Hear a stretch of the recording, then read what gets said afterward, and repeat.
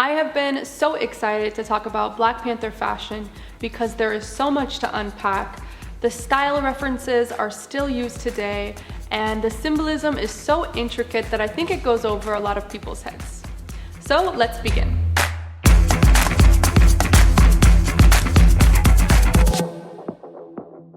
Black Panther fashion was a style worn by the Black Panther Party in the United States during the mid to late 1960s. It is a militant style wearing a black beret and a black leather jacket. It embraces a non-Eurocentric standard of beauty, celebrating natural hair and natural beauty. The entire movement is a conscious and direct response to institutional injustices happening in the United States, and it's really the same frustration that's happening today. The topic is so expansive, so I'm just going to focus on a few of the many institutional injustices that triggered the party and as a byproduct the fashion. Probably what they're most known for is their stance on violence.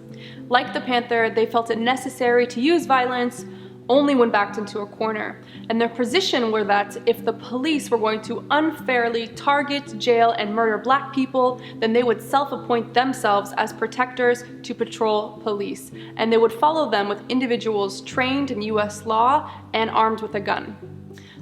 They would intervene when they needed to in order to save Black lives. It really was, and in a lot of ways still is, war on the streets.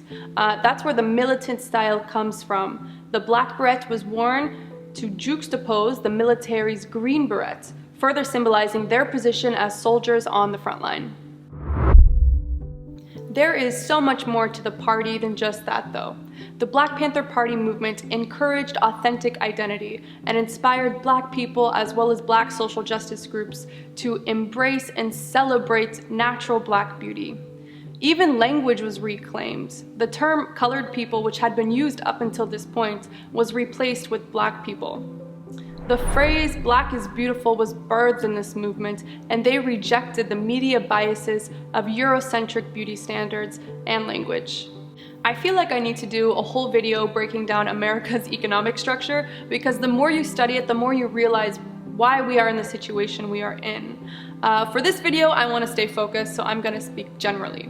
The Black Panther Party recognized how Black Americans were being confined to low levels of income and wealth. This, of course, affects so many areas of life. They wore leather to symbolize a unit of solidarity. They were an unshakable block that could not be shaken or intimidated. They even started a lot of social justice programs to combat this economic disparity. For example, they spearheaded the free lunch program that we see today in schools for low-income youth.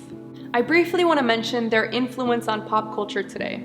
Famously, Beyoncé pays homage to them constantly.